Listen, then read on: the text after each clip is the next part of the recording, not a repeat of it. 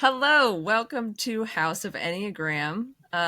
This is our, I don't know which video will come out first, but this is one of our first videos. And we are a fairly new group that is a combination of many types and instinct stackings that are all here to talk about the Enneagram and bring our different outlooks, different experiences because of all being different types, different instincts. We all perceive things differently and look at things differently and have, way different but creative and synchronistic ways of talking about the Enneagram and enjoying it and using it in our own inner work. So this new podcast slash YouTube channel will be a place for that kind of content to grow and expand and look at things that aren't typical in the Enneagram and hopefully help other people see different things and within themselves and within the symbol in general. So a mix of art, media, philosophy, and what else? Just social analytics and things like that, I think, is just going to be commentary and whatever else. So I'm excited, and I'm here with Alexandra and Sammy, and today we'll be talking about type 9. But before I get into that, does anyone else want to say anything about the podcast in general, since we're fresh and new in people's minds and feeds? Fresh in people's feeds. Yeah. Sure. Yeah, I'm really excited. Oh, sorry. There's going to be a cat jumping on me periodically. I'm really excited. I think, Kristen, just what you were saying is this is going to be like a kind of a rotating cast of a bunch of different people from a bunch of different perspectives. And I think what's exciting about this is that we all engage with the Enneagram really differently. And so being able to come together in like different mixes of different chemistries, I think is going to be really provide a really kind of cool creative outlook and just be able to provide an Enneagram offering that hasn't been seen before. Mm-hmm. Excited about that. I'm excited to just yap with a bunch of different people and see what that feels like.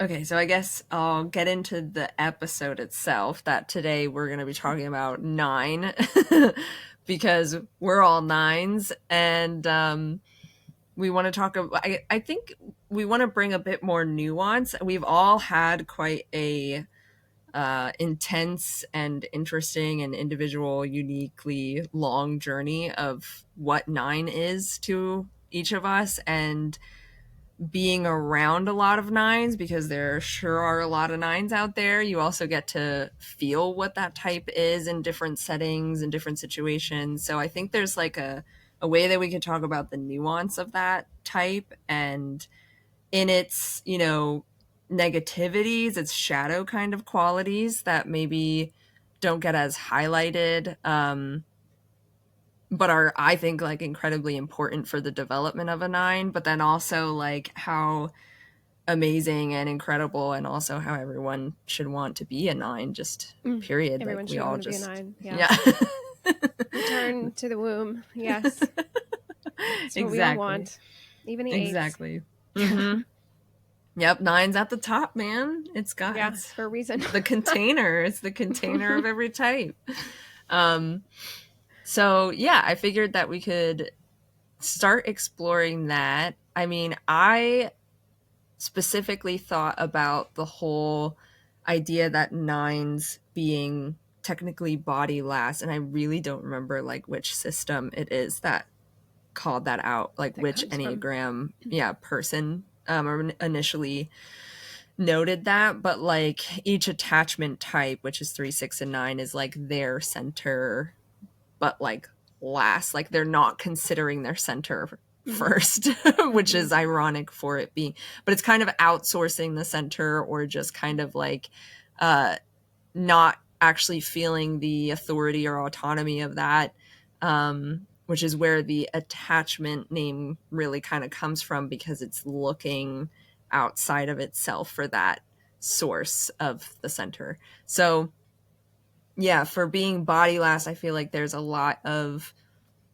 boundary things there, but also then you kind of have to understand what body is, because like I think one of the things I've noticed the most with people who mistype, you know, 9 as something else, whatever it may be, it's like body just feels like, to a lot of people in their vocabulary, body just feels like, I don't know, it's just like there. I don't care about my body, you know? So like I'm not a body type. Like I don't, or they associate it with like, you know, kind of self-preservation things or sensory oriented things. So they're like, they hear heart types, so feeling types, and they're like, yeah, I feel so much and I have so many emotions. Or they, you know, think too much. So I think so much. I have so many thoughts and I just live in my head.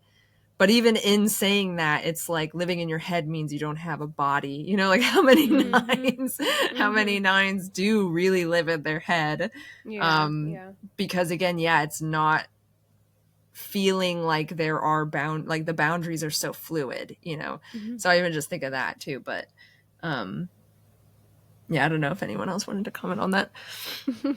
Yeah, I mean, a different way, I guess if we want to kind of explain it, I don't know what kind of information people already have before coming to listen to this. So Yeah. I guess a different way of saying the same thing is like, yeah, 9 dissociates from their body. You know, 9's like whole thing is that we're not, because even rejecting is like too strong a word to say, but we're just kind of dismissing, we're ignoring, we're overlooking all of the sort of sensory and bodily impacts that are happening to us on a body level. And I guess we can go into more depth explaining what that means. But anyway, that's happening on such an automatic level that we can tend to, yeah, we overvalue the heart space or we'll overvalue the head space, but we're still, I don't know, it's insidious because we're still not technically engaging with the heart space or the head space intentionally or in its fullness. It still is a body thing that we're doing, but we're just not feeling the full impact, which is where the identification comes to being like a head type or a heart type. You know, like for example, when I first came into the Enneagram, I assumed I was a head type because I like never shut up. I can never stop thinking. I can never stop turning things over in my head, blah, blah, blah. Also, I'm withdrawn. I'm like protective of my energy, right? All the literature on 9 is just kind of pretty bad to begin with. And so I looked at the 5 descriptions and I'm like, yeah, I have avarice. I'm like hoarding my time away. I get overwhelmed by things. The world is overwhelming to me. But yeah, that was still all coming from a body overwhelm that I just wasn't paying attention to in the moment. And so, yeah, then eventually coming to realize that I'm a 9 and that my fixation is not necessarily on this, how do we want to say it? This like hyper alert, narrow search for truth, right? Within 5. It's more in this, I had it more in this kind of universal knowing, like it's like the truth has already been downloaded into my system. God himself, the universe, body. The trees have given it to me. I don't fucking need to prove it, you know? That's not head type material. Yeah. And that's like, and that is more like body, that is gut knowing, you know, like that's where, and that's why the language of what it, like what body even is like, I mean, I didn't read too much information before, but just hearing the word body, my associations wouldn't be that, because it's like, right. Oh yeah, I don't like it. But once I started learning about 9 and like that kind of like inner sense of knowing and like the intuitive and the empath, like those kinds of words are like so there's like a 9 psychic quality too, you know. Psychic, like the free, like you're picking up the frequencies of the room, you know, that kind of thing, that it's just like and personifying everything, like everything has a soul to it, you know, and you're kind of like engaged.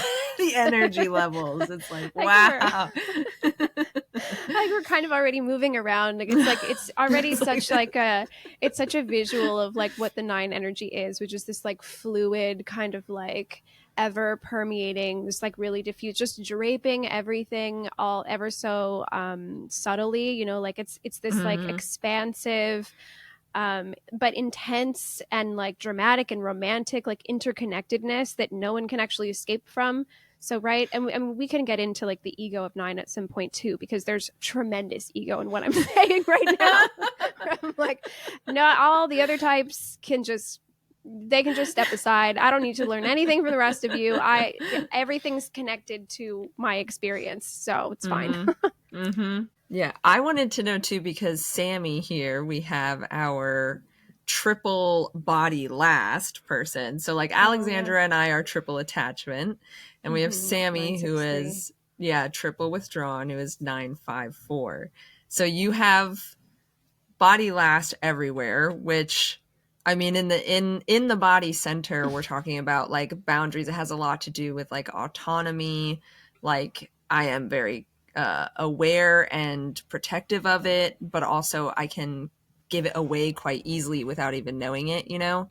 But in like, you know, how would you think like that differentiation is, having like the gut and the core type for you be this kind of like, oh, I kind of give it away, I kind of don't know where my boundaries are, but at the same time then in the head and the heart being like easily like that body last in those centers can feel very different with boundaries kind of not being there, but at the same time being very specific. Do you see what I'm saying? I do see what you're saying. Let me just think for a moment, because I talked about this a little bit in my interview with Josh. And so I just want to make sure that like I remember kind of like what I was saying. So for that, it's interesting because I do have a lot of like self-protection energy, like being self-pres dominant. But then when it comes to like just energy in general, it's like not making myself like fully available to the energy that's coming at me, because like I feel so protective of like what's going on inside that like the moment something external hits me, I know it's going to really dysregulate me. So it's just like it's still very sensitive and still picking up on a lot, but then there's also like a huge filter coming through like in each of the other centers that just like it filters everything out through something very narrow, and that feels more safe to me, you know. I don't know if that makes sense, but No, that makes sense. Yeah, it's like it sounds like you're being very cautious of what you let in and how that's going to be let in versus like in the image in the head rather than like in the body. It's still letting everything in. The body's still letting everything in. Right. But yeah, the other two are kind of like, oh, but like this needs to go here and that needs, it's like an organization mode that is sporadic and chaotic and picky. Yeah. And it's hard because like my body energy is still picking up on everything, and like when that happens, it's like there's a huge like red alert, like, you know, I need to filter now, like, is this nourishing, is it safe, is it good? And if it's not, there's like a massive like expulsion, you know, or at least like there's an attempt, you know. Sometimes the attempt is so draining, like that's what leads to dissociation. So yeah, that's kind of how I feel like it shows up in me. Yeah, wow. Yeah, and is that, I assume it's because it just feels like dysregulating, right? Like it feels like cuz let's see, what am I trying to say? I guess just cuz my experience with like being a 9, and I have 6 and 3, so it's a different experience, but my experience with a 9 is like, yeah, there's the body level regulation, right? There's like my own sort of like somatic, I don't mean somatic like my literal physical body, but like there's like a sort of somatic harmony that I have to have in order to be able to process what's coming at me. And so I can imagine with 2 other withdrawn fixes, that, yeah, that somatic like dysregulation would be that much more, I don't know if the word severe is the word to use, but like, like intense, right? And so it's like the snow, what's that called, like a snow globe, you know, kind of thing, like all the snow needs to be settled before the information or before the stimulus can be processed or looked at. That's a really good way of putting it. Yeah. Yeah. And I think too with 5 and 4 being still kind of without boundaries in those other two Mm-hmm. centers, like things are getting in, and like there's a fragility to how you handle it, which is why then it feels so Mm-hmm. dysregulating. Like I think Mm. of other like 5 or 4 fixers that like something that a 3 could like let like a comment or something that a 3 would hear about themselves or whatever could come in and they'd be like, wow, whatever, and just kind of like get on with it because Oh, they're the three. like, Mm-hmm. yeah, like 3 is it's um open, but it's kind of like, do I want to attach that? Do I Right, not? right. It's still kind of deciding, right? But Mm-hmm. There's then assertive too, yeah. yeah, So they and just go against it. 6, yeah, and 6 as well will like take something in, but they'll either get like pissy and reactive to it and just be like, "Wow," or Mm-hmm. they'll like worry about the attachment, whatever it may be. But with 5 and 4, there's like a whole other process going on that can make things feel really like dysregulated and almost dysfunctional sometimes internally. That like because it's not attaching to like what is coming at it, but it's still being impacted by it in Mm. some way and has to like Mm-hmm. organize accordingly, you know? So a Right. 5 is either going to just completely reject, even though it doesn't actually reject the thing, it just gets stored somewhere else Yeah. and then Mm-hmm. gets like, I feel like too, that's where like anger can really come in this like idea of body and like boundaries and stuff, is that like the anger and resentment that comes from things actually coming in, even if it is being rejected or whatever it may be, Mm-hmm. depending on the rest of a person's type, like the kind of anger that can be felt when you're letting something in and you didn't want that there, or you don't understand it, or you aren't sure where to like place it in your own concept of self or relationship or life or whatever, that it can get really um destructive too. Mm. Yeah. Yeah, and it's like if I can't find like the harmony within myself, like when something gets in, like there's a huge like yeah, like dysregulation or scrambling, and it can Mm. feel like a temporary shutdown just to make sense Mm-hmm. of like everything. Yeah. Um yeah, I don't know if you guys relate to that, but Oh, yeah. Yeah. It shows up, I think, a little different. Like, it shows up differently just because, yeah, again, there's 6 and 3. And so there is the 3 assertive move towards whatever that dysregulating thing is, kind of. mhm. So I can just like meet Mm-hmm. the intrusion a little bit and use Oh that yeah. with 9 to like, all right, I'm gonna go right towards it to then regulate myself. So, but it still feels like, how do I like, I guess like if I was to illustrate this with some kind of example, let's say we're in a social setting, something kind of dramatic has happened, I'm being pulled into it. There's already the social harmony disruption. So now I'm feeling like I'm not engaged. Now it's just about trying to diffuse, it's about trying to flow into the situation. But I have 3 and 6 kind of working with me in the sense that I can jump into whatever that disrupting thing is and get on board with the mindset, get on board with what is being valued within that. And I can use those as like tools to regulate myself within. Mm-hmm. Does that make sense? Yeah. And so basically, Mhm. it's just like triple attaching right into whatever that disrupting agent is. And it looks like I've harmonized things, but really, I'm just trying to keep like, I'm not there anymore, right? I'm Mm-hmm. not really, You've I'm been not there replaced anymore. now. I've been replaced now. This is just a long, elaborate, pretty sophisticated, I would say, way of trying to regulate myself without anyone else realizing that that's what I'm trying to do, Mm-hmm. which I think can be really sneaky. And to then contrast that again, I think to 4 and 5 fixes, I think without having the super, or we'll say compliant, to go into the Hornavians, the compliant fix and the assertive fix, triple withdrawn is just 3 times trying to get away from whatever is coming at it, which I think is where that intense shutdown can come from too, because it's three on Mhm. 3 different levels. You're trying to like get out, go away. You know, Yeah, like like it's try to view moving it from a against the distance. intrusion. Yeah. Or not Mm-hmm. against, it's moving away from the intrusion. So it's just like, I'm just not going to be here at all then. Hmm. I don't Yeah. know. Right. Yeah. And that I wonder then too, yes, kind of speaking on like the anger side of things, like Oh boy. yeah. Because like okay, so yeah, let's say nines as well are just secretly angry people. Like I Yeah. didn't, and yeah, I didn't at first agree or think I was a nine, mainly because of the conflict avoidance thing, that I Yeah, feel same. like I will cause conflict, or I'm okay with conflict, Hmm. and I feel like a lot of nines are pretty okay with conflict.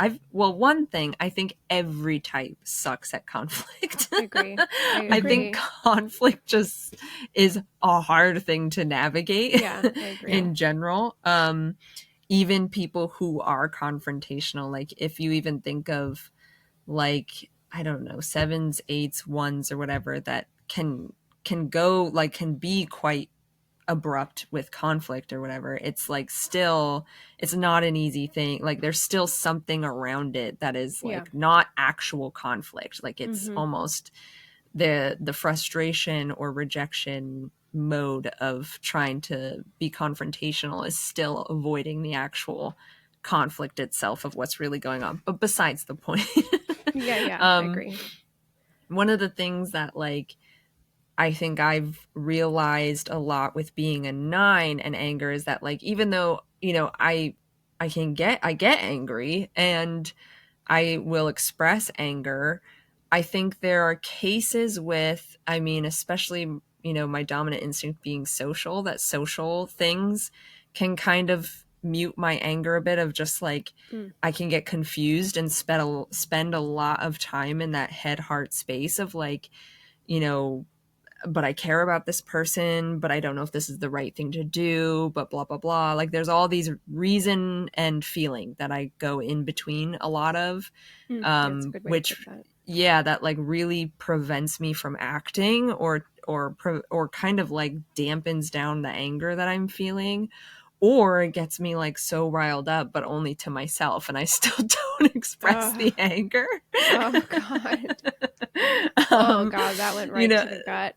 yeah, like it's not, it's like I think like I'm being angry, but like I'm not actually going to that person there and like Yeah, yeah. making the anger actually move anywhere. It just is like Hmm. all this fire and energy gets burnt up inside of myself, rather. Hmm. Yeah, yeah. um so there's that, but like I also think one of the things that can be difficult, or something that I don't realize I'm not tracking, is kind of like, again, another body last thing of like, what in my autonomy do I really want from this Mm. situation? Hmm. Which I don't know if either of you have that at all, but like I think with the consideration of other people, Hmm. the situation, or where I am, or what has happened to me, like who's responsible for what, blah blah blah. Like, when you get angry at someone because they did something wrong and you feel like justified that you're angry at them, but then it's like, what do I actually want from the situation? Hmm. Like, period. Mm. Like that desire, which I think is kind of um in each of the body types, that they have this more like the gut desire, Hmm. like if we want to mention, I don't know how like advanced we want to get, but overlapping David's, that the body center overlaps sexual, so there's also some kind of like yeah, like Like, fire kind of energy in it, that like, what do you yeah. actually want? I feel like nine can have a hard time. I feel like everyone though can, in the conversation of anger, like actually, like, what do you actually want from this? Like, where is the anger, where does the energy actually want to go? Hmm. Yeah, yeah.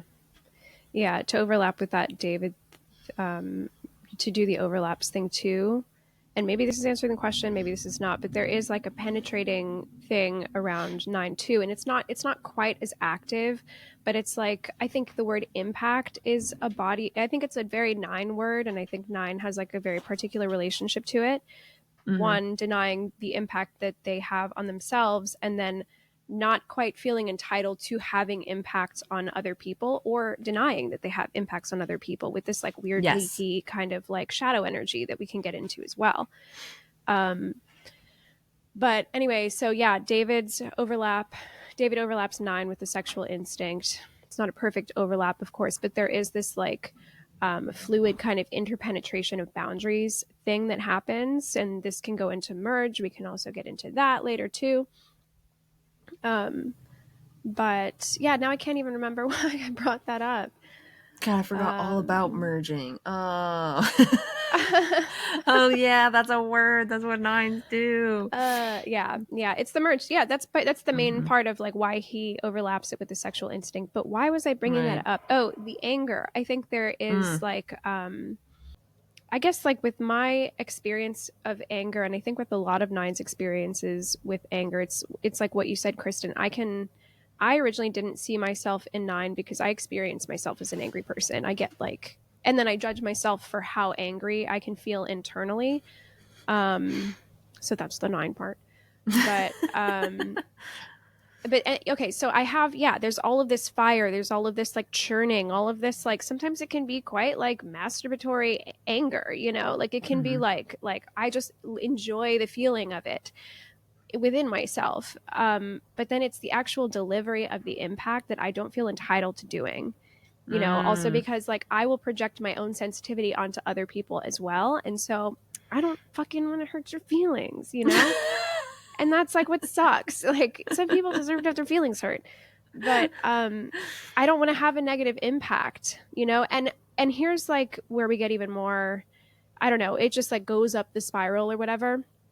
Because if we want to get even more selfish about it, with how sensitive 9s are, and how we feel these like micro impacts all the time, part of why I don't want to deliver this anger is because I don't trust that the reaction that it will cause won't also be something I will have to deal with.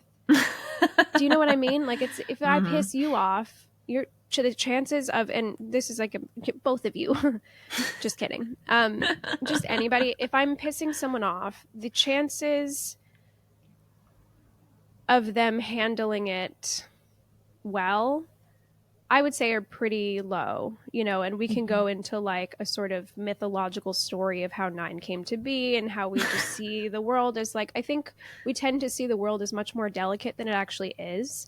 And that's Mm. why we kind of treat everything with kid gloves. Because, yeah, if I'm That's a going to good make point. someone angry, I think that they're going to handle it really poorly. And then I'm going to have to clean that up too. You know what I mean? That's going to Mm-hmm. dysregulate me further. And so there is a sense of like, I'll just handle it. I'll just hold it myself. I will just Mm-hmm. flow into the situation, harmonize without that, keep my burning rage to myself, and hope that it just goes away. That's exactly what it That's really is. good. I relate to that though, like, because like you fear that like you're gonna now be responsible for their angry reaction and like simmering it down, but it's like, Yeah. you know, it's Mm-hmm. It's not. like, Yeah, yeah, it's like, I'm not going to create more work for myself. yeah, That's crazy. I mean, this is Well, already, it's already so much work to be a 9. There's so much, this like a duck, that's like constantly, there's all, I'm experienced every 9 as doing these like this micro constant energetic work to just keep oh everything God. okay. And I Yeah. don't hmm even think other people realize how constant that work is, which is like, Mm-hmm. this is a partially a joke, but I think partially true. Like, why we're so fucking tired all the time. When you nights know are so sleepy. like, yeah, like there's the stereotype of like 9s are so tired, they don't have any energy, sloth, blah blah blah. It's like, no, I'm actually constantly working to make sure you're okay so that I can chill. I'm literally being the container of the Yeah, universe and yeah, like I'm actually doing since the so beginning much. of I'm a time. generator, so you're only okay because of everything I'm doing, right? There's more 9 ego. And even that's kind of interesting in how it differs with 2, because 2, once their work, we'll say work, 2 wants their work to be like known and felt and recognized, you know, and like Mm-hmm. and recognized as like this like generous benevolent offering, whereas 9, I don't know, maybe I want my work to be recognized or whatever, but as a whole I don't even think I realize on a full level how much I'm doing to just like keep everything calm Mm-hmm. with this. Well, What for what? yeah, and 9 has a harder time accepting like their actual participation in something. Yeah. Like that's where it really comes in with autonomy and with like being seen and stuff like that. Like nines Oh, have being seen. such a desire to be seen, which can make them very internally dramatic, which is Yeah. where the identification of 4 and 5 and stuff come from. But like Totally. Yeah. um you know, the type of creativity that can come from like wanting to be seen but simultaneously like not even seeing yourself, Hmm. like can allow you to like access such different places of the psyche and creativity and stuff that like aren't actually you but are like collective or whatever. It's like, you know, such a, it's a power, but it's also, yeah, like um that kind of thing that can get you into like, well, I mean, it's a difference with 2, like you were saying that, you know, 2 is hyper sort of like where is the gaze going here, like am I being, you know, am I being seen with the image that I am going to like force you to see me as or not? And 9 like kind of forgets even how they want to be seen or whatever or held or something like that. Right. Right. Yeah, the image of 2, that's a good way to distinguish the mistype. There is like there's an image reinforcement that comes from what 2 is offering, whereas 9 not being an image type, being a body type, it's not, there's not an image creation being mm-hmm, I don't know, mm-hmm. painted within that recognition. Yeah, But anyway, back to your point. there's like a fantasy I think that a 9 will have of themselves, like of the kind of person they are and the kind of like vibe or whatever that they give, but it's like still not outwardly happening. Mm-hmm. I guess, Totally. you know, Yeah. like it's not manifesting as much as when you actually see an image type. Like, Yeah. you know, Yeah. I It's think not I being feel, externalized. Yeah. yeah, the externalization. And I think too, someone said something that I was like, oh, I want to point that out. It's the thing with anger. Okay, it's gonna come back to me as I Yeah. talk about Yeah. it, so I'm It'll just gonna come blab. back. But like we were talking about like anger and yeah, like holding resentment and kind of like secretly holding resentment and not knowing what to do Mm-hmm. about it, and then like regulating the whole room or like regulating people. But I feel like maybe Sammy, it's a little bit different because you're not social dominant, so you probably Oh, don't right. have as much of a pressure to regulate others, but you Mm. do have a pressure of like regulating yourself and like I think even having social middle, there's something there that's going on, whether like how conscious or whatever, or how neurotic you are about it is going to be different because it's not dominant. But like, I think one of the things that can also be notorious for 9 and autonomy and like what we're talking about here is like, now I remember it. Okay. I knew talking about Yay. it when it, like, how you were saying, um, See? Doesn't make sense until it does. to just keep like, what? How, okay, well, nope, lost it. Now getting excited made me lose it again.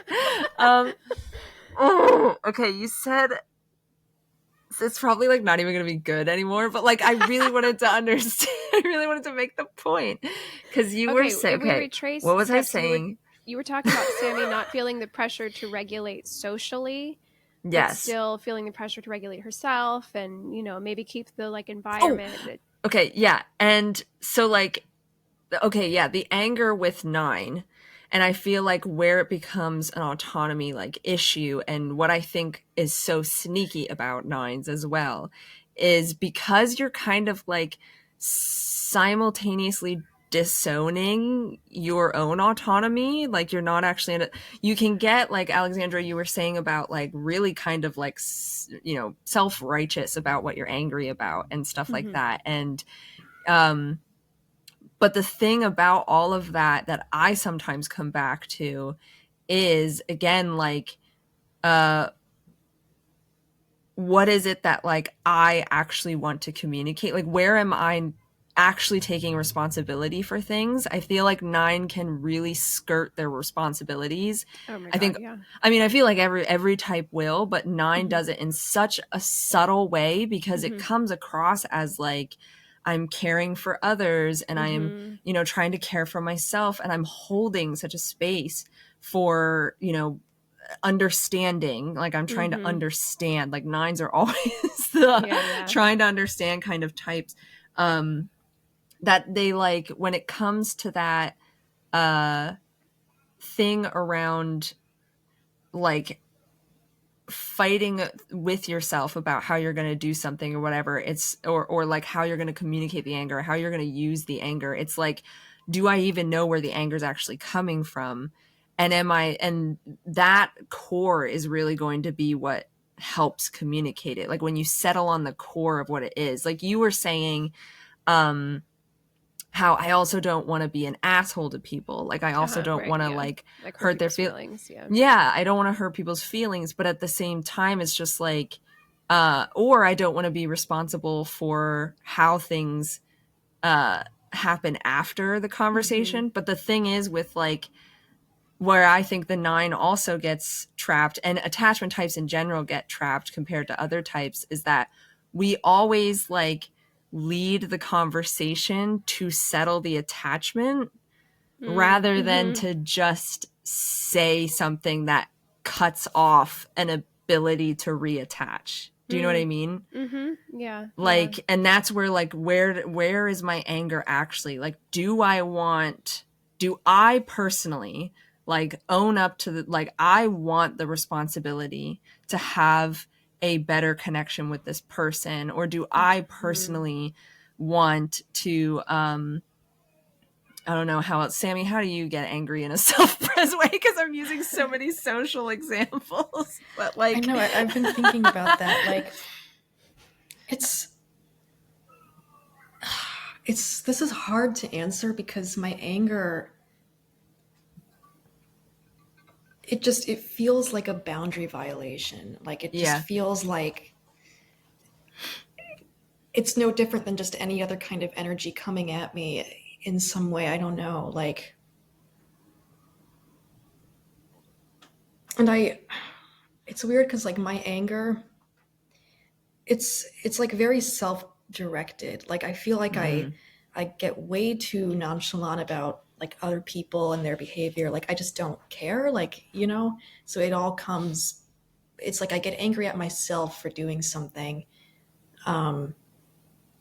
but it's not. I don't. It doesn't make me feel angry. It just makes me feel like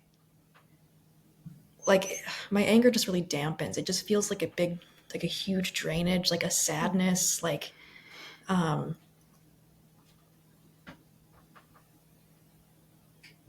I don't know. I've been disconnected from anger for a while, so it's like it's hard to Mm-hmm. talk about, and Mm-hmm. I don't know like the right words to describe it. And I feel like sometimes like anger can like feel like panic for me sometimes too. So it just Yeah. there's a lot of like scrambling going on that it's hard to differentiate because I'm also super avoidant and like Mm-hmm. I need to like avoid things that would even like think of making me angry or something. Yeah, So it's that makes just sense. Yeah. Mm-hmm. yeah, I'm at a loss here. I don't know how to talk about anger because You're No, out. I get it. Kick her off. Get mad right now. Yeah. Let's cause anger. Let's I'm piss I'm off mad at Sammy. myself. I'm mad at myself for not going to the grocery store today. That's what I'm Oh mad about. I've been no. upset all day because I just haven't gotten my groceries. Just That's start that's throwing, actually punching the wall. that's the yeah I yeah didn't get my groceries today. that's yeah. That But that's like that's how it comes out. It Yeah. makes sense though, because there's, I mean, social is naturally, like, first of all, self pres is just more self sufficient Yeah. than social is. It needs an other. And then on top of that, Kristen and I have a reactive fix, which probably is coloring Oh, our that's right. relationship to anger. I mean, I Mm-hmm. do That too, but probably is. it's last, so I don't. Yeah, but and it's 4, which is Yeah. is Oh, going that's a to good point. still be Yeah. like it is going to be self. It's like 4 to me, it's like either I'm gonna like tear up my own insides and I'm just broken, or I'm gonna do it to that to other people. You know, like Mm, it is frustration more than it is like an And that's it's anger. also true. It's like not it's just attachment. In this, like 6 is like reactive attachment, which is like a nightmare. That's it that's is a true. nightmare. That's true. That's a big difference. I think that's why a lot of 6s can mistype as 4s too, because Oh, Mm, uh-huh. you know there's that reactivity towards things and the pushiness or whatever. But yeah, 4s is just on its own level. Mm-hmm. mm. It's wild to me when 6s mistype as 9s. I'm a little like, Oh what? How yeah. did you think that? You're not chill at all. But that's neither here nor there. Yeah, anger. Anger is an everlasting topic. Um, what about should we talk more about how the boundary violation happens? I can even kind of leave that just because um, Mm-hmm. I'm thinking, and this again is going to be colored by like my fixes, but like a lesson I continue to learn is that my like, because I do think of myself as someone that can meet conflict really well. I'm not necessarily directly creating it, I have before, but I'm not directly like creating it, but I think I can meet it pretty well. I think like having a 6 fix helps with that. I don't know. There's like astrological placements that can help with that too. Just like experience as a human Mm-hmm. being um, has helped with that too. And so I can tend to, I think like over time, how do I say this? Yeah, I kind of have to keep relearning that my ability to engage with conflict is not the same thing as defending my boundaries, is not the same thing as Yes. maintaining them or enforcing them or embodying them. And in fact, I can be engaged in conflict and think like I'm doing a great job while still having my boundaries absolutely violated, while still self betraying my boundaries completely. Yes. Mm, Like Correct. Mm-hmm. something I was And thinking of. that's what I was meaning too with what I was saying with like even feeling the need sometimes to resolve the conflict can be a betrayal of those boundaries, because you know as a 9 you're going to want to get to harmony. And it's Right. like, but is your intention to actually take that on as a responsibility, or is that really automatic for you as your type structure? And do you Mm. actually just want to like say Yeah. something or do something that doesn't require a response because you don't have the energy to put in towards it? You know what I mean? mm. Right. Yeah. So it's Yeah. conflict for the sake of really just treading water, as Yeah. opposed to like moving forward, which would be kind of aligned to 3 action, or just embodying your boundaries, which is Mm-hmm. the higher side of 9. And I think maybe this is now I'm kind of going off in a different place, but I think regarding boundaries, like something that 9, something that I like am coming into recognizing more is that like boundary is just an embodiment. Like it is just, it's not a negotiation. Sometimes it's not even a communication. It's Yes. just a body. It's an embodiment. You just have to live within the boundary, Mm-hmm. and so if something is coming that you're not wanting within, it's just like a non-engagement. It's not taking that in. It's not giving it life. I think I can confuse sometimes um, having, let's see, I think I can confuse the fact that I can get to reactive places and I can get to, I'm feisty, I'm kind of mouthy, blah, blah, blah. I can see that as like I'm defending myself, I'm standing up for myself, I'm advocating for myself. When Mm-hmm. really I have already violated the boundary by engaging with the thing that feels violating. You know what I Yes. mean? Yes. And so I think there's like a double, I don't know, that can be kind of sneaky because that can look like conflict avoidance to people. Mm-hmm. You know what I'm saying? And it's not actually Mm-hmm. a conflict avoidance. The conflict avoidance was me engaging with the thing to begin with. You know what I Yeah. mean? Where actually embodying the boundary is like, no, it's no, it's a Yeah. no, right? Yeah. It's Because it's like, like letting a wall come up. yeah, like majority of my conflicts are because I feel disturbed Yeah, and I same. need this conflict to happen so Oh my I god. stop feeling Yeah. so uncomfortable right now. Yes. Like, can you please, make me Yeah, feel more regulate comfortable? me. So, yeah. Yes, yes. Mm-hmm. Give me peace. I will fight you into the ground until I feel peaceful. That's so backwards. That's But why that's nines are like so sneaky. that's the Yeah, diva energy That is, that is yeah. that we so don't diva share. energy. Yeah. Yeah. Mm-hmm. Yeah. Something else regarding boundaries too, because or maybe just like the quality of nine, like in a lot of literature I've seen the nine like inner work is to just like have boundaries, you know what I mean? Just like, even I kind of said the wrong thing when I said put up a wall. Like, that's just not going to happen. Nine is never gonna look like an eight. It's never gonna look like a one. It's never gonna look like, oh, suddenly I'm just not affected. Mm-hmm.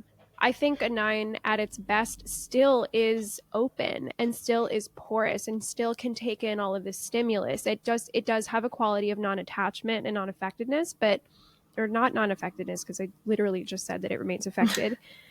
um, but I think instead the openness, how do I want to set this up?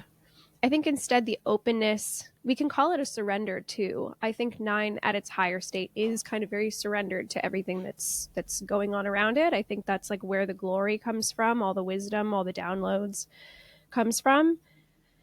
Um, However, it is oh god. Okay, it's developing the discernment around what to surrender to. I think that's the line to three. is Mm. is valuing oneself so much that, oh, it can only open up to those that can, let's see, how do I finish the rest of this sentence, that it can only be receptive, responsive, and surrendered to those that maintain and can hold the value that the nine sees within itself. Does that make sense? Mm-hmm. There's a lot Yeah. of different layers to that line to three. I think another one is like living externally within their identity, which nine doesn't really do. Nine can be a kind of like sneaky diva, to speak about what we just said, in the sense that nine wants to keep all of its like riches in this like cave of wonders, but then also wants that cave of wonders to be approached and seen, while they do everything to like obfuscate that cave of wonders. You know what I mean? Mm-hmm. It's like Mm-hmm. constantly self-effacing. And so another move to three is to just live more externally within that like treasure and glory, so that it can be seen a certain way. Mm. um Yeah, that's good. yeah. Okay, that was a lot. No, yeah, no, that was good. Especially too because I think like nines, they can be so dramatic internally. Mm-hmm. Like, you can have an image of yourself and your um like the positive qualities, like the different qualities that you bring, like the unique things that you are and that you experience and that you bring. And it's like all of this internal, like I would want to know what both of yours relationship has been with fantasy and like Oh understanding Lord. how you are in like a sense of self in the fantastical imaginative sense versus like reality, because Ugh, like it's I feel different. like yeah, like I feel like nines have an idea of themselves like not in the world, but like Uh-huh. they have a hard time experiencing themselves in the world. That like Totally. the in the world version shows up differently, and you can be like afraid of that or not really own that or think that you can't do that, or like there's all these like things around how you can actually show up or something Mm-hmm. like in the world. And yeah, I don't know how that would take on for either of you, but I noticed that that's something too that's similar to what we're talking about. Yeah, yeah, I see that with the nines too. And then there's this, to go back to the diva thing, and then there's this like kind of slow rollout of resentment when that like fantasy kind of like idealized self doesn't get engaged with. Maybe that's too social, but like I've definitely experienced that in myself. These just like romantic palaces in my head, and I'm this just like supreme ruler of this internal celestial palace that I'm like, it's me, I'm the goddess of that I'm world. it. And then it's like I spend so much time there and I create such a romance around that then when it's like I have to come back to this shitty world. Yeah, but then like a And person gives you one compliment and you're like, no. No, no, that's okay. That's not even enough for a down payment. I don't know what you're Yeah. Oof, yeah, the difference between the internal like fantastic idealized self versus having to be embodied and having to create Mm-hmm. that. And maybe even that could be another way to like explore the line to three is the external, like I don't want to say material, but we'll just say external is the external building of that internal self. That's just Right, another yeah. way to just like express who you are so that again that can be engaged with and witnessed and you can be seen and known, because Mm-hmm. I think nine has a big wound, or the literature also, this is like agrees with the literature, finally something does, but um the literature always says that nines self-efface, they feel overlooked, there's a wound that we don't matter, and that Mm-hmm. gets reinforced with all of these external sensitivities feeling super dysregulating, and so we just like stay internal, and then Right, that yeah. just exacerbates the wound of just like, oh, okay, well, I don't, what am I doing here, Yeah. like what am I, yeah, like I'm not, I'm just such an easily overlooked person, which is why the line to Mm-hmm. three comes in. Yeah, and it's that too, like not you said it a little earlier, but not understanding your impact, because I think with the Oh, body there mm-hmm. is that impact. And a lot of nines, especially self-pres nines, I feel like because they aren't uh, wanting, desiring, or putting a lot of attention onto social. Like, Alexandra and I are going to constantly be like, Oof, I'm yeah. a goddess or I'm not. Like, I just like, I'm going to like help you and like, be the social star or I'm not or whatever. But like with self-pres nines, I've noticed that they don't recognize when they are impacting people or when someone has really impacted them in a way that they actually want to like engage with and invest in and like let boundaries down in a way that or show parts of themselves in a way that they can trust that or something. Like I feel like self-pres 9 is also a totally different um world in that sense Mm-hmm. that can have a lot of differences. It's very different. I mean, like, even when like we're talking about the fantasy stuff, I feel like my like it's less of an idealized self and it's more like fantasies or like ideas about like my endurance and my Mm. capability and like what I can do.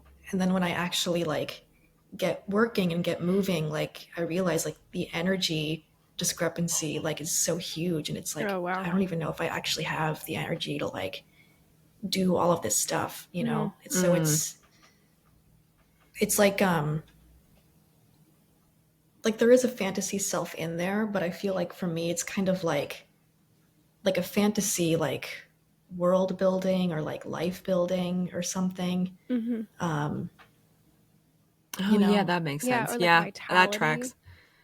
Hmm. Mm-hmm. I think of Mm-hmm. fertility when it comes to self-pres nine for some reason. I would feel like just like Mm. being just a fertile nine bitch sounds like a dream. A plant. That sounds Yeah. Sammy is awesome. the Yeah. Yeah, well, plant. just like this, like mother, this like super sensual kind of like Mother Earth. I still think goddess, but that's just social, Mm. maybe. But I think still think it's true. Mm-hmm. Mm-hmm. No, Yeah. definitely. Okay, yeah, that is a lot different.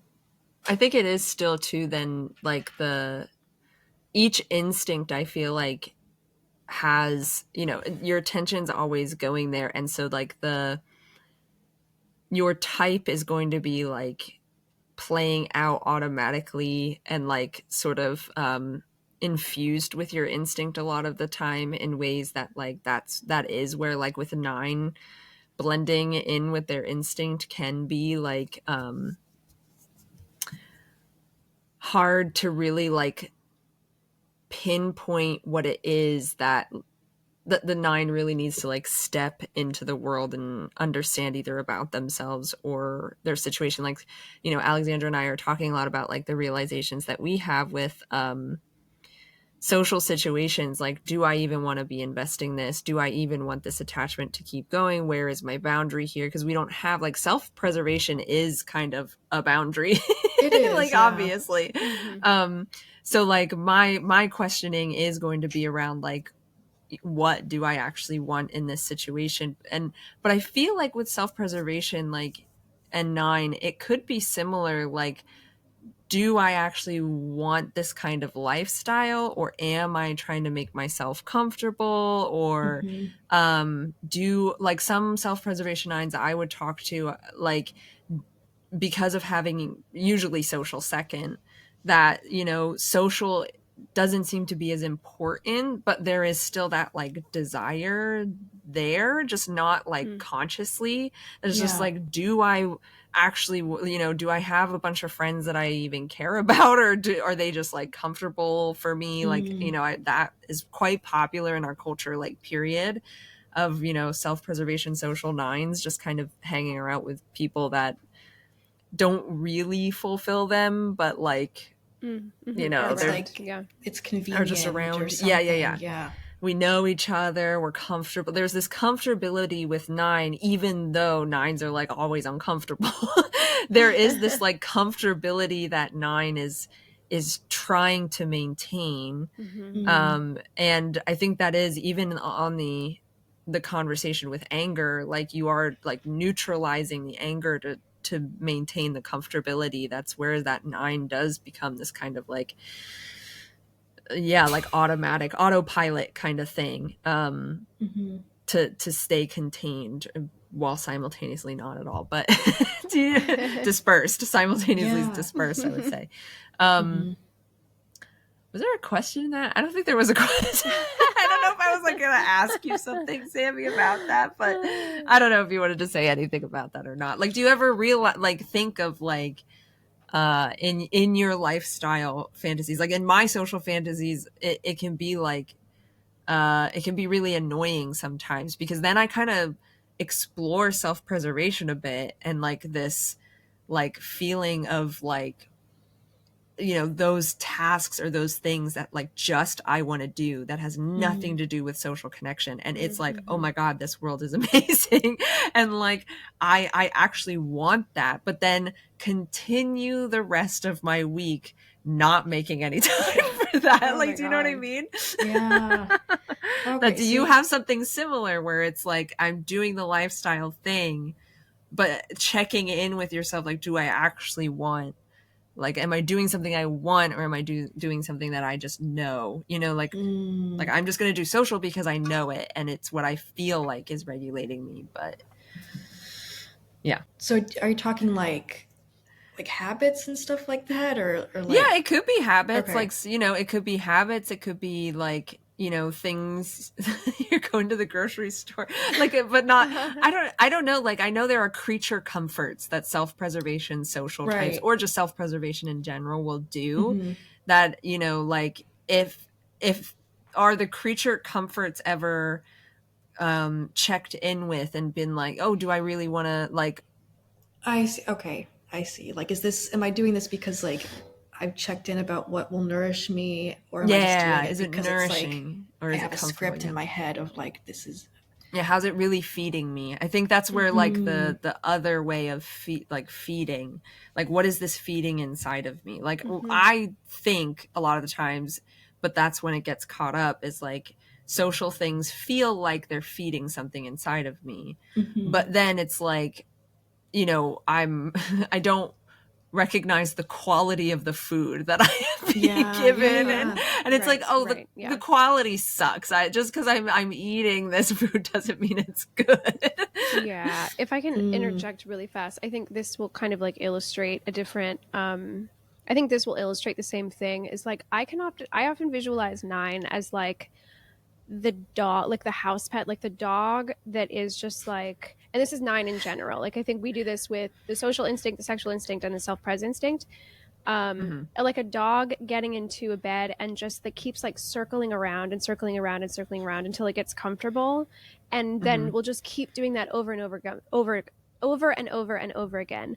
I feel like 9 is just trying to, we're just trying to like settle into the environment, right, into this like this eternal mother womb, and just find ways to get comfort, to get our needs met within what is already provided, versus actually like actualizing, getting up, being active about like searching and curating, right? An image word, the 3 word, and curating what it is that we're wanting for ourselves, for our identity, having it like externally matching our identity.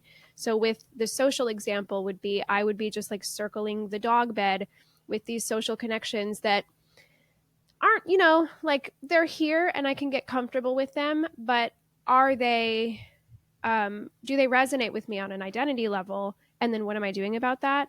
And then I imagine there is a lifestyle version of that, of like, is this just like the dog bed that I'm getting comfortable with, or is there like a castle I could go move into? Yeah. No, I deal with that a lot. And for me, I see it like being tied with like just like scarcity and Yeah.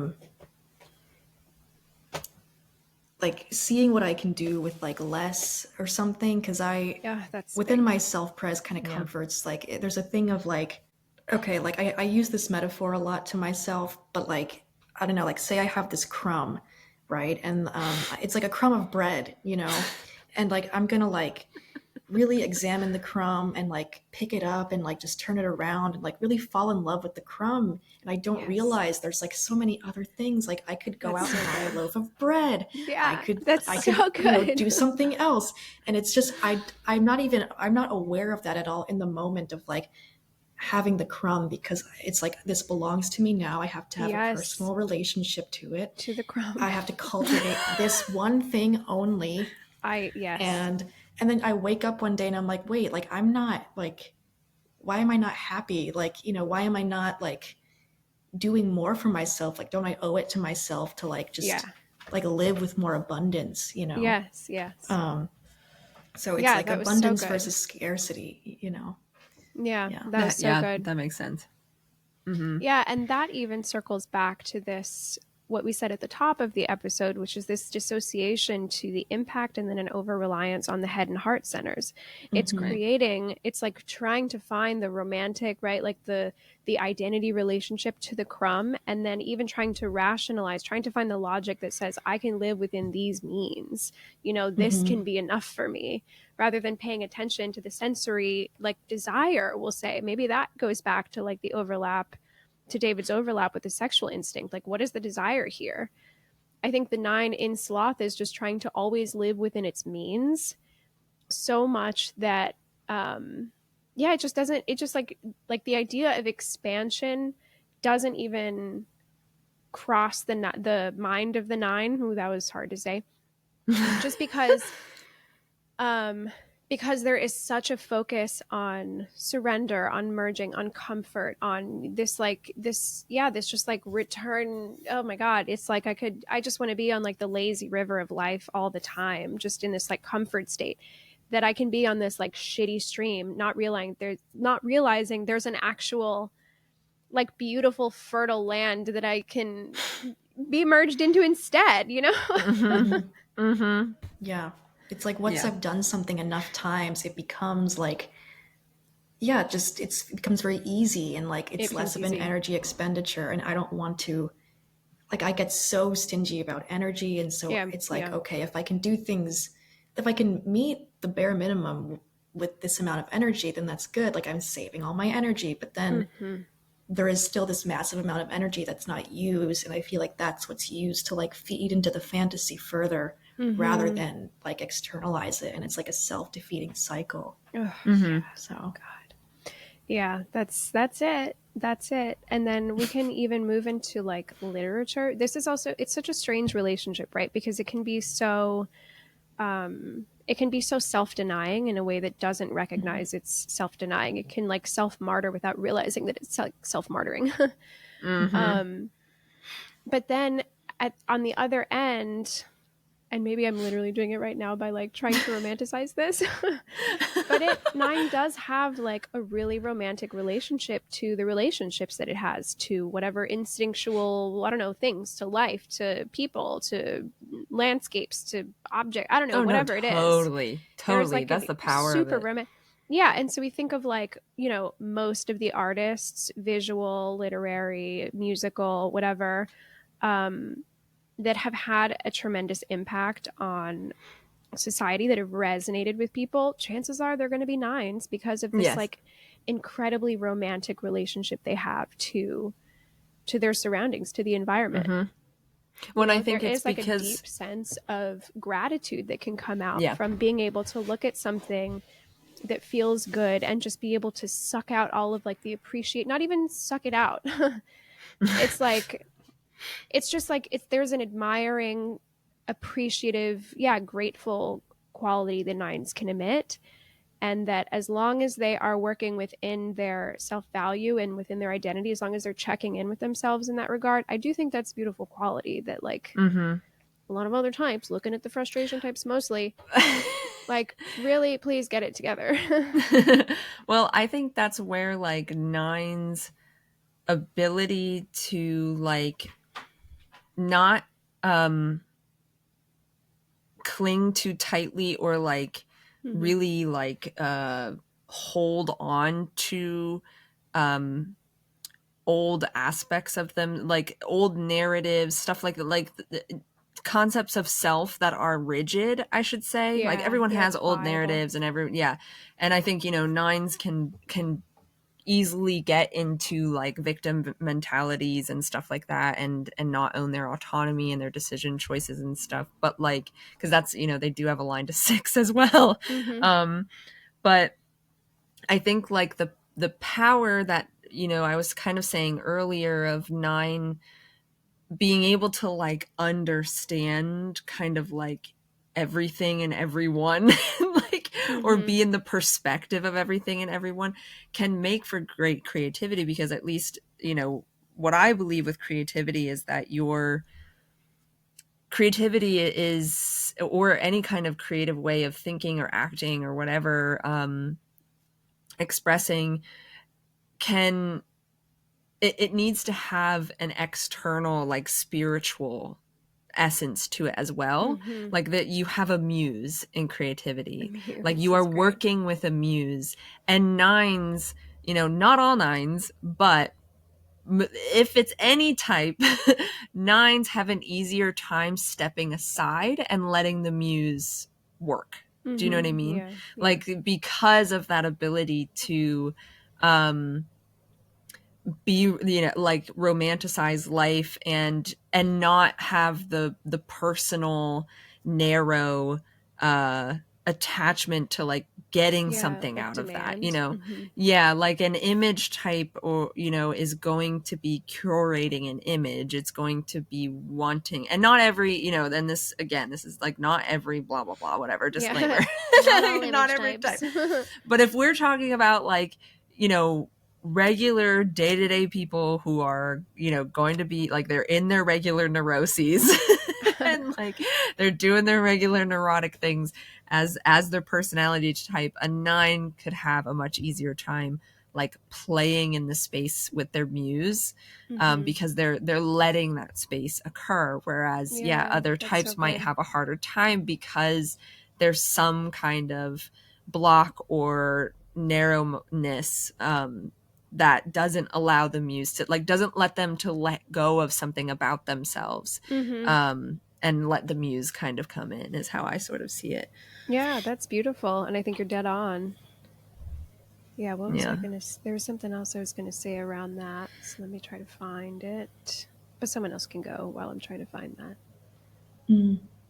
I can say something because I feel like I wrestle with that, like within myself, like letting something just flow, but then also like feeling like it has to be very personal and I have to craft something at the same time.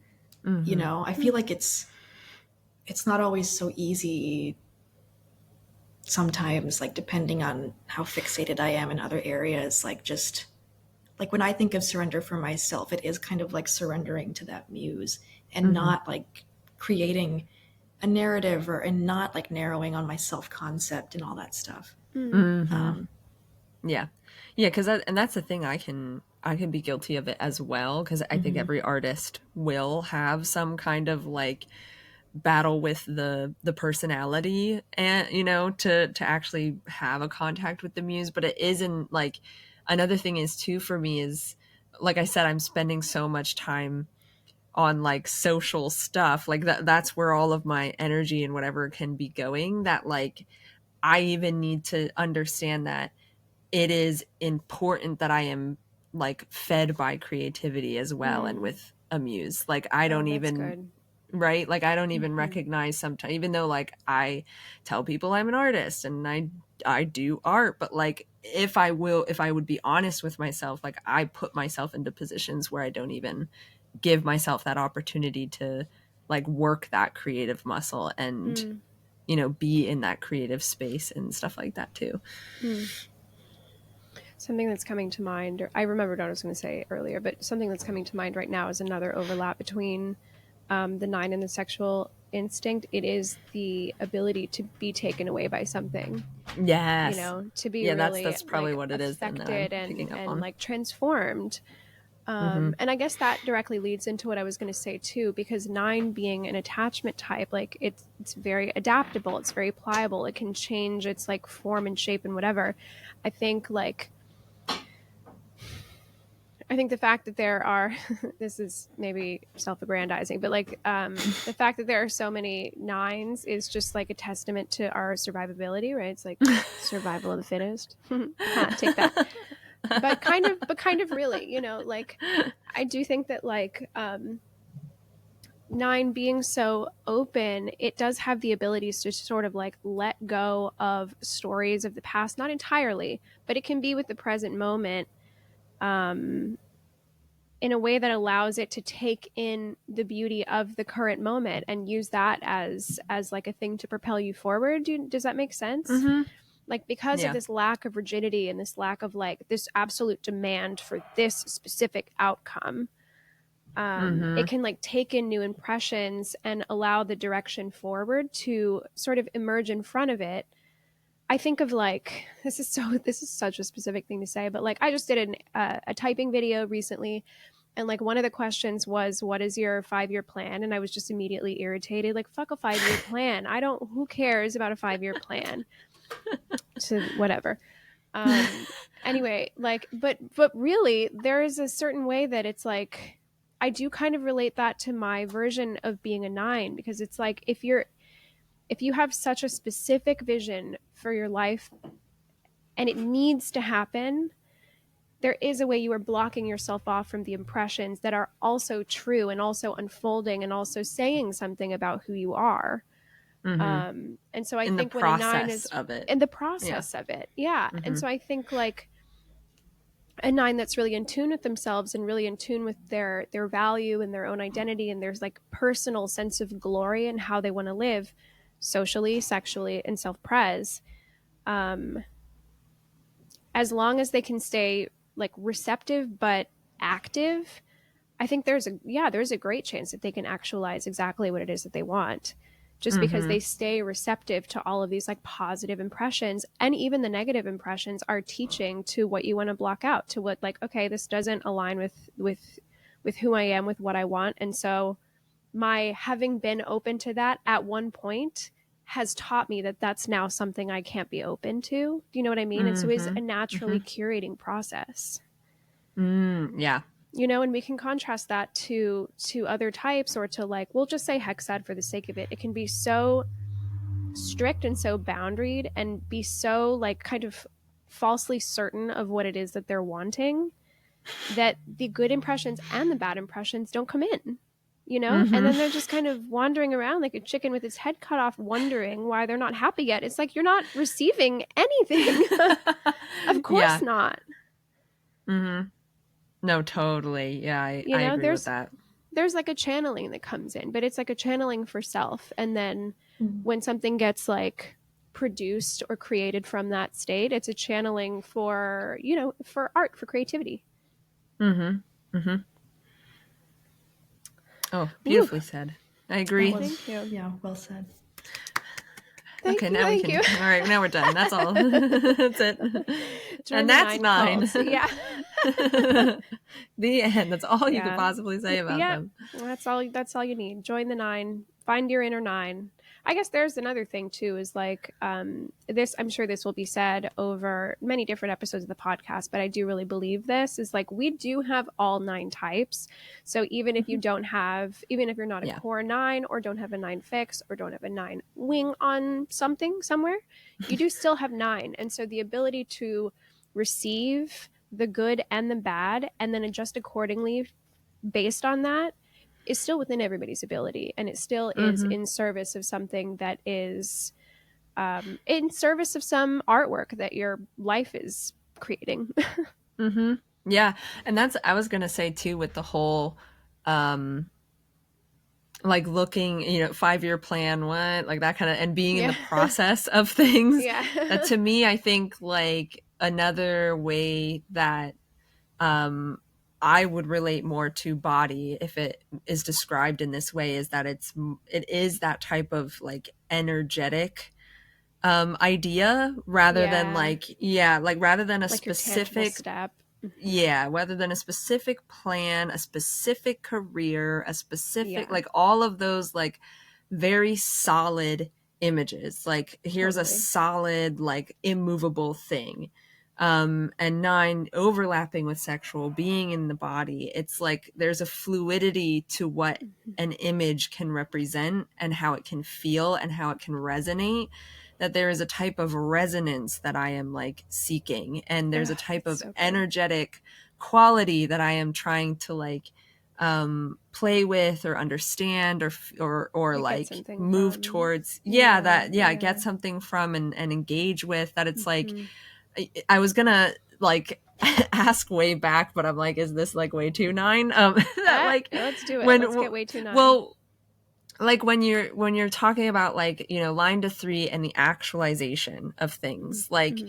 there are some things and situations in life where people like, I always have a wound around like career, like Mm-hmm. I like physically cannot like acquire the type of career that I like. I didn't go to school for the right thing. I don't have money to Uh-huh. go to the school, like, you know what I mean, like Uh-huh. there's those like plain old things happening in life that prevent people from like being in this actualization, like the castle. Like I want a castle, but I would never be able, Right. like there's Yeah, like yeah. literal limitations of life. Uh-huh. Yeah, And so yeah. I was going to ask, like, are there energetic actualizations, like Mm. I think of in That's like, beautiful. yeah, right, like in, Jungian psychology, you're gonna like the realm of the psyche is so big, and so expansive, and accesses so many different parts of ourselves and of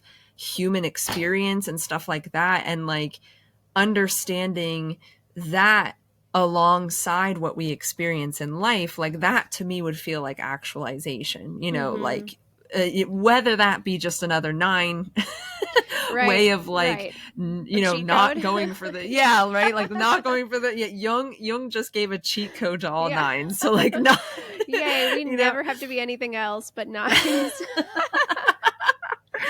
um but at the same time it's like I I, think it's I real I though. feel, yeah, like I feel like I get the most, like the most personal inner growth I have ever felt have been in just like cracking open to an experience happening in life that I am like, that I was stuck in, or that I was being really narrow minded with, or I wasn't, allowing myself to see the full picture or something like that. And like something cracks open and it's like, Oh yeah. like, oh, I'm now in a totally different energy. Yeah, I'm that's shed good. my snake skin and I'm a new Yeah. snake. Like there's just Yeah, this like totally.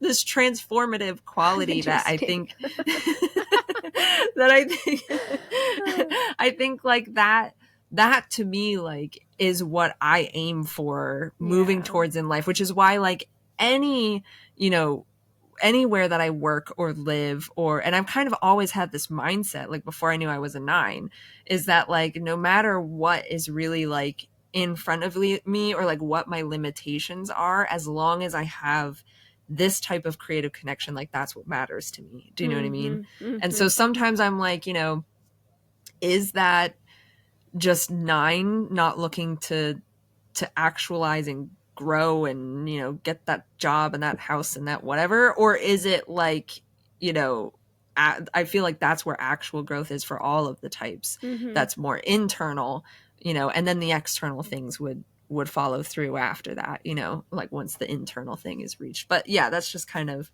I think it's both too. So Yeah, I do think it's both. Yeah, I think that some like actual externalizing, unfortunately for me, has to happen.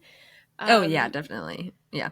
but I do think, yeah, I do agree with you with what you're saying, that like the actualization is an energetic state primarily, and again, as we're Mm-hmm. saying, maybe maybe this is a huge 9 bias and some 7 is going to be like, they're crazy, but we're not. So, but I do think that because we look at like, this is generalizing, but we look at the assertive types who are comparatively quite good at actualizing, or Mm-hmm. like, yeah, just all that assertive energy, 3s and 7s and 8s, and just like, yeah, they get their literal castles, but the inside is still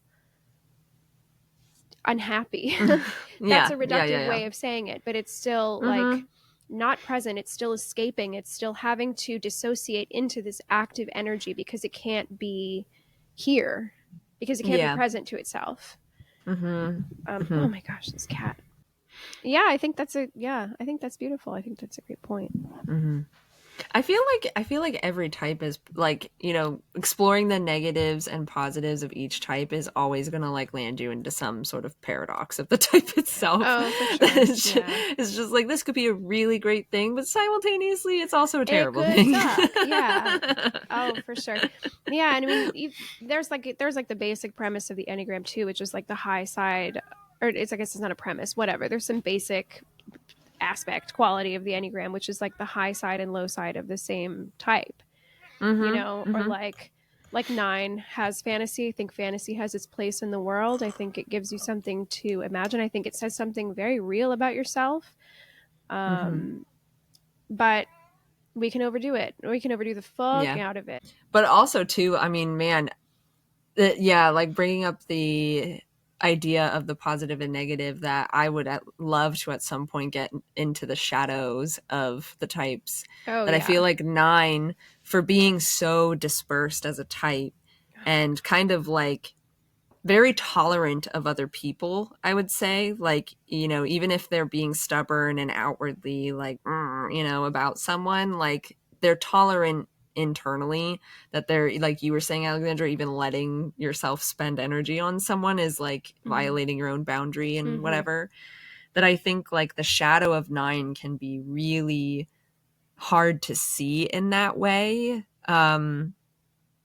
But at the same time, when it is seen, it can, a 9 seeing its own shadow can be like, whoa, like, Yeah, that's big. knowing, yeah, like knowing what you've put on someone else or put on another situation or something like Mm-hmm. that, because, and been, like, created some kind of narrative around it, Mm-hmm. about what kind of person you are, and therefore like what kind of people those are, or like, there's so many different like shadowy things 9 Mm-hmm.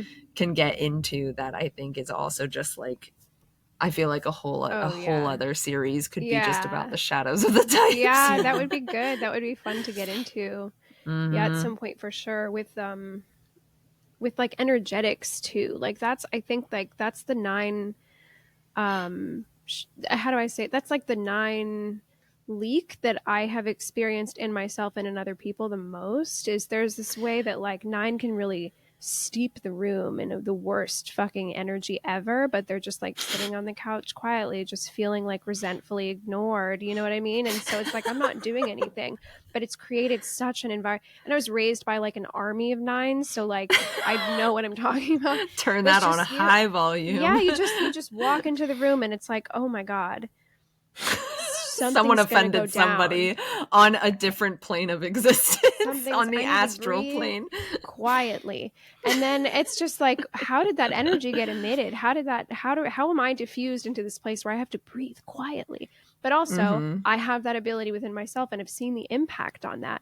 But because there isn't external actual I'm not like, I don't know, thrashing around, I'm not yelling at somebody, whatever. It's easy for me to be like, but I'm not doing anything. Mm-hmm. If we have this like silent ability to regulate people, we also have this silent ability to dysregulate people. It Oh yeah, happens all the time. definitely. Mm-hmm. Mm-hmm. Yeah. Evil nines Yeah, are and real. oh yeah. And I think that's where like what embodiment actually is would come up too then, like, yeah, Mm-hmm. just what, like, where does that type of energy come from? Is that something you're able, like, is it because you are wanting something, and like, or because you are so susceptible? Like there's all this, like, because I don't know if you've ever been around like a nine who does feel really embodied, that like they just Oh, show yeah. up, Uh huh. and it doesn't feel like their energy is demanding anything from you or Yeah. asking anything from you other than to be like, I'm here, and Yeah. it's just such an, Just feels like company. Yeah. yeah, yeah. Mm-hmm. Yeah. It feels good. It'd be interesting to go into that, but we've already been going on for an hour and a I half. know. Is there anything else nuanced of nine, um, that anyone wanted to bring up? I don't. I don't think I have any more. This could also be just an ongoing thing where we just The never spill ending the nine secrets. podcast. Yeah. Yeah, that is just The Neverending Nine just podcast won't. is exactly what it should be called, actually. And it should Never be ending part nine two, podcast, part one, part part two. 73. Yeah, no, honestly, or yeah, like the never ending nine episode, Mm-hmm. and therefore like this is part one, and then just once every month we just keep Yeah, coming back with I'm more and more down. things. I know, I feel like we actually could think of that many things to talk No, about I with the nine. definitely think so. Yeah, even just like week to week, what we've experienced and how that relates Mm-hmm. to being nines or whatever. Like I That's a good said, one. yeah, like I said, there's this big lesson I'm learning where I'm like, oh, me being like feisty and able to like argue and debate and combat and all this kind of stuff, like me having like a fighter thing in me is not the same thing as having good boundaries. That's Yes. so crazy. And just Yes. to even speak to that, because here is another little nuanced thing within that is like, I there is a self, how do I say this, it's like because I experience myself as like persistent and like determined and like not a lot slides past me, that kind of stuff, because I can like really like debate and fight and stuff like that. I confuse this like deterministic quality with with having good boundaries, you know what I mean? And Mm-hmm. so it's just like, oh well, I'm not going to be defeated by something, and so but then it's exactly what what I said already. It's just like I'm fighting this Goliath that is just like absolutely keeping me in a state of sloth. I'm just treading water, fighting this thing Mm-hmm. as a way to Oh, ignore totally. actual things I need to be like doing and facing. Like Mm-hmm. just walk away from the Goliath. Oh yeah, no, I totally get that. And I have, something sort of similar with like a victim narrative that Mm. like I can easily make myself smaller by Mm. like constantly thinking that my story is like, oh, this was done to me, or that Mm. like, I can't believe I've gone through something like this and I had to do this and blah blah Oh blah. Like yeah, there's that's a big like, one. and it feels empowering because it's like in the collective narrative, like it is a collectively empowering thing to have these qualities about Yeah, myself, yeah. do you know what I mean? Mm-hmm. But like internally it's so like self-diminishing that like, what is my concept of self without that narrative, Mm. Mm-hmm. that it's Yeah, just like, then I'm, yeah, taking on something completely different, and like, who is that person then, totally. and that's where I think like 9 6, and whether having, I mean, six fix, that's what I have a six fix, so that's going to be heightened, but even nines line to six, I know tons of nines that have seven fixes, whatever, that this is the same thing for, you know? Yeah. Yeah. Fuck. Damn, there was one more thing I was going to say, just as a way to say, like, just as a way to like introduce the topic for the next time we do this, because I actually do think we should do this. Yes. It I just agree. feels so rich and never ending, and like the world is just swarming. We're just like steeped in 9 hive. They need it. So yes, they need to be. Oh, here it is. I found it. Okay. All right. So the last thing that I'll say, and we can talk about this at a future time, is 9's relationship to accountability. It just feels related to what you're saying. Yes, absolutely it does. The 9, you're right, disowns its autonomy. It's trying to set itself, it's trying to surrender itself and just like work within the environment that's been laid out before it. Such that 9 can, exactly what you're saying, 9 can have this narrative of like, oh, this is happening to me, this was done to me, rather than saying, I engaged with this, I co-created this situation, what did I get from this? What did I get from engaging with something that didn't serve me? Why did I do that? What was I getting from that? How can I move that forward? Yeah, like I chose this, you know, and that chosen quality that can happen, like overlapping sexual, being a part of the body, autonomy, and stuff like that. Like what you're actually consciously choosing versus what you're unconsciously either choosing or not choosing, you know, like that kind of that hidden language of 9's actual choice and their relationship to their choice is like crazy. Like we could have, it's rich. The whole next episode could just be about oh my that. God, let's do it. Because there can be a lot of like covert villain energy in like a damsel in distress, you know? And I think 9 kind of embodies that archetype in a lot of ways. Not necessarily the villain, but like the damsel in distress kind of deal is like, come on, in those stories, it's almost always a 9. So what the heck's going on with her? She really just like have nothing going on in her brain, that she's a damsel in distress? Like she's participating in this dynamic. What is she getting from being a damsel in distress? Right. You know, she's getting an environment where her needs are just going to be met. And if they're not met, she can just say like, she doesn't have to be accountable for anything. Yeah. She can just say, And I just think it's a good conversation, because I think like, remembering that you have autonomy, it can feel shameful and embarrassing at first, of course, but it really is such an empowering thing. Like it just means like, oh, I'm actually the creator of my own reality. Not to sound like that, but it's true. You know, and it also it lets you see people with more of their wholeness as well. Because if you're seeing another person as just a complete victim, I'm not a victim. What is it? As a victimizer. Yeah. Without acknowledging your part in that dynamic, you're actually not, you're not seeing that person. You're not actually having a relationship with that person in any way. They're just your victimizer. That's crazy. You participated in that. Of course, this is not in every situation, but you get what we're saying. We have to make like every social disclaimer. Well, of course, it doesn't apply. Don't cancel me here. It doesn't apply to everything. You know what I'm not talking about. But if someone was mean to you at school, you know. Anyway, there's ways to disclaim that too. I'll stop. All right. So this was installment 1 of the 9, the everlasting, the never-ending 9 episode. 9 everlasting. Yes. Oh, that's a cute title. I like that.